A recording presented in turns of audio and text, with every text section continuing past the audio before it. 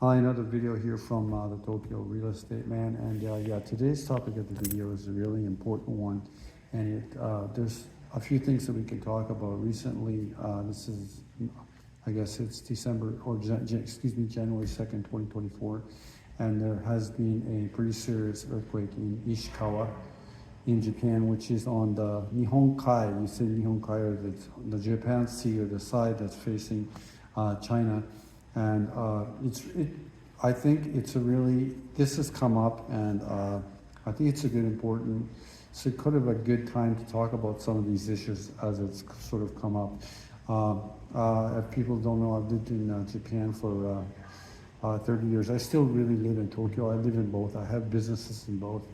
I really at this point in time, I straddle both worlds, and I'm very much in, like, I'm doing English video now with you, but when I go upstairs to my apartment, we'll be talking Japanese with my wife, and there's lots of things to do in Tokyo.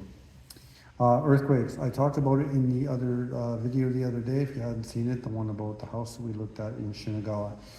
Traditional Japanese real estate investment anywhere along the shoreline is considered the most dangerous. And here in Vancouver, as I said in the video the other day, the valuable land is always near the ocean because that's where your best outlooks are and the best areas. But in Japan, when you overlook the ocean, the danger of tsunami, and the tsunami is there's two things that kill people in the earthquakes, and it's the tsunami and it's the fires.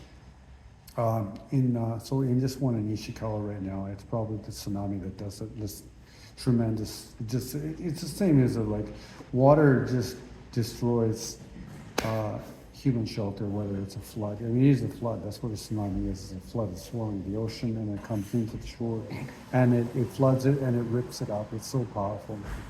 And most of the houses in these sort of coastal towns, they're really beautiful. They're all wooden housing and stuff like that. And yeah, concrete buildings are really like a tremendous. We'll get into that too a little bit later. So yeah, the tsunami is a real danger. And the second danger is a fire. For example, in the 1923 earthquake in Tokyo, it was not the earthquake that does the damage, it's the fires. It's really interesting. Tokyo is really designed for a big earthquake too, because when you have the streets that crisscross and stuff like this, the major arteries, when it comes to being buildings along any of the major arteries, wood is not allowed. Wood buildings are not allowed within along the actual major arteries. You're only allowed to have concrete buildings. And if you have an adjoining street within for example, you have an adjoining street with one of a major artery, within the first 150 meters, there are no wooden buildings allowed. So what happens if a fire does start? Because there are a lot of people might not know this. We see it in Tokyo in a lot of apartments, but there's also a lot of homes, and a lot of the homes are built of wood. So what they've done is they've created like a man-made firewall. So if the fire does start after an earthquake, it can be contained in certain area within an area because it cannot jump the main street arteries. Another thing that you'll find in earthquakes is the gas system, and the gas system has, even when you have gas coming into your house, if there's a major earthquake, your gas meter will shut down, and in order to start it again, it's about a 5-minute, maybe even a 10-minute process. And then those sort of security systems go all the way down the line from, if it's a really, really big earthquake, the gas that's going into the building will shut off itself. And if it's if it's even in an area, the gas will shut off. So along the line, there are like these sort of safety systems that go by. Okay, let's move our focus here a little bit to Tokyo now, and because that's the area that I really know really well. And I just really believe this because I've been in a lot of earthquakes. I've been in a lot, and actually I'm not very good with earthquakes. I get really, really nervous. I've been in hundreds of them, just over the years. I've been in lots of them.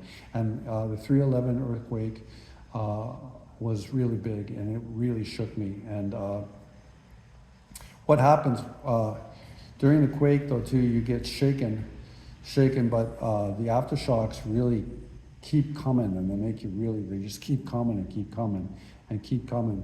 And in the 2011 311 earthquake, I still own the apartment. I own an apartment in Meguro, right in front of Komazawa Olympic Park.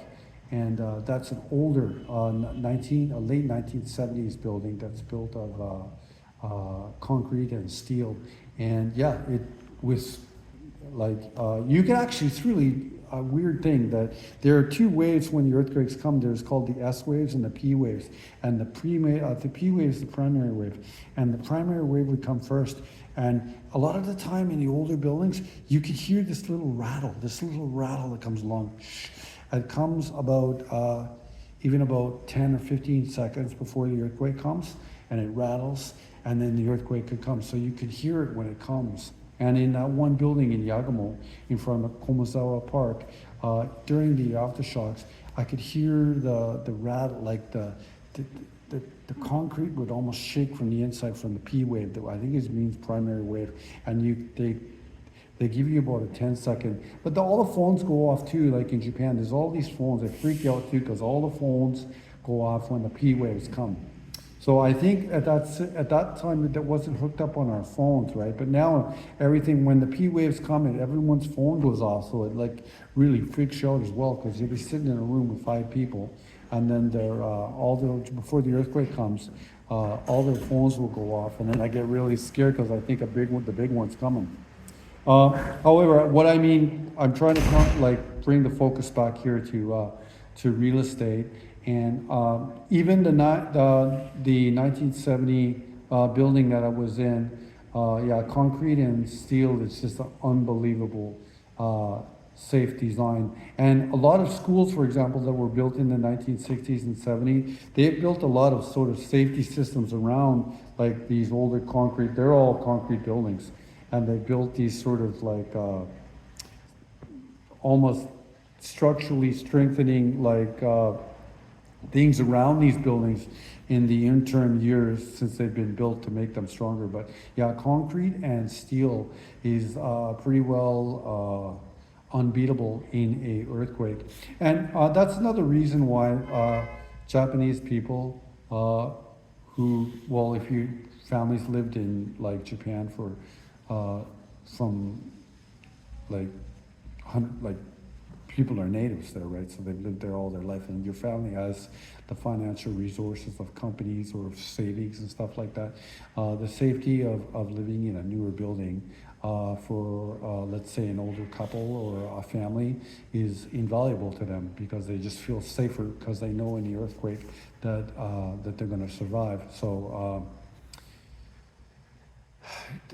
the wooden structures, you're probably not gonna like, your house could easily get destroyed though. I used to live in this wooden house I think in the late 1990s. I lived in this wooden house, and the earthquake would come and would just rattle, and then when it would be there, you were just actually wondering if you were going to be homeless as it goes, because you're not sure if the building is going to go down. Like, earthquake can start, and but usually if it rattles, for example, that's not the big one. The big ones are really scary because they jump, they move, the ground just jumps, and you just know you're in a big one.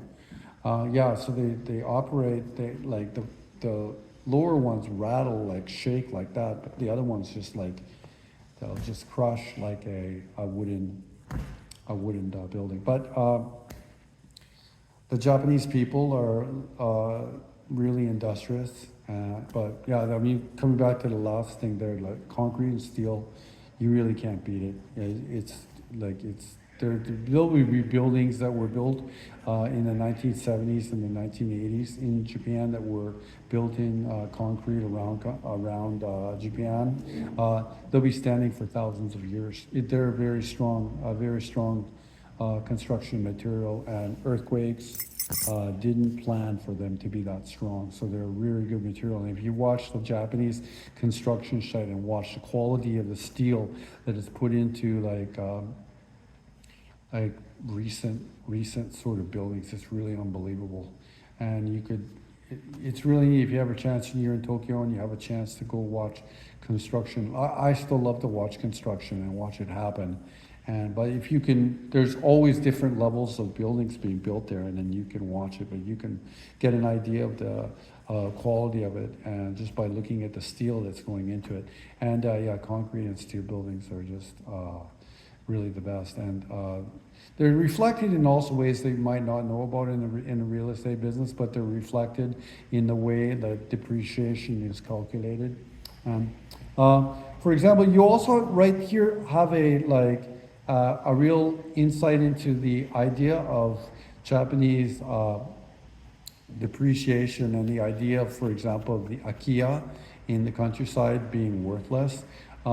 Because of earthquakes, I think it has a really a really huge impact on the Japanese psyche, that a home is actually temporal, and if it could last your lifetime, or let's say 100 years, or even less. Like in Tokyo, when your building is like 50 years old, it's considered really old. And I'm sitting here in my building. It's an antique building in downtown Vancouver that's over 100 years old. This would just be like it wouldn't be in Tokyo. They wouldn't be here. It would have been crushed years ago, because it would have been viewed as dangerous, and it's in a really good location here, and it would be viewed as needed to be rebuilt just for the safety of everyone.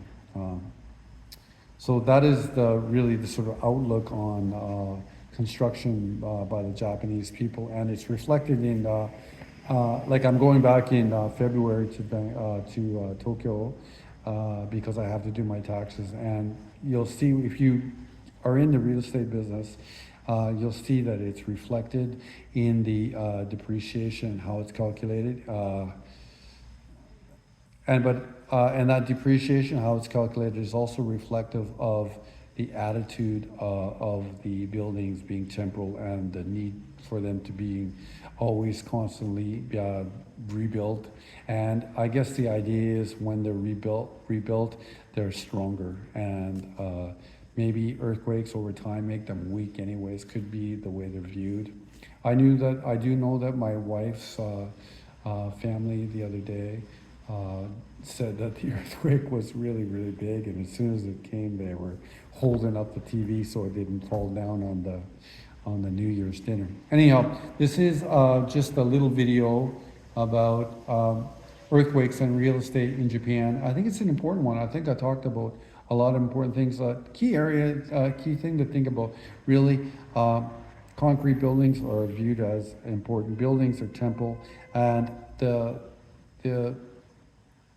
highland, like for example in Tokyo, I talked about the other day, the highland where the rock is, Saka, Dai, Yama, names with those in it, those are always considered like higher. You don't want, that's what's considered valuable to Japanese people, not the coastal weak land near the that's built of silt and sand. The valuable land is the rock, and you don't want to be along the coast and in the weak. You don't want your house or your building to be built on the soft land. There's a one area in Tokyo that's called Chuoku, and it has a lot of reclaimed land. I've never really liked that as a sort of investment. They built a lot of new apartments, including for the Olympics. They built the Olympic Village. They have the Olympics. Oh my God! For the Olympics, they built the residences for the athletes along the water there. It's all on reclaimed land. I've never really liked that. It never set well with me, because that land is reclaimed, and it's concrete, but it's just not strong. And that's the strong high land in Tokyo is reflected in the price, and that's why, for example, Akasaka is considered, or Aoyama, or Aobadai is considered the highest grade quality of land in Tokyo. Yeah, and it's really reflected in its price. Okay, yeah, another video here by the Tokyo Real Estate Man about earthquakes in Japan. I thought we talked about some important themes here. Thank you very much.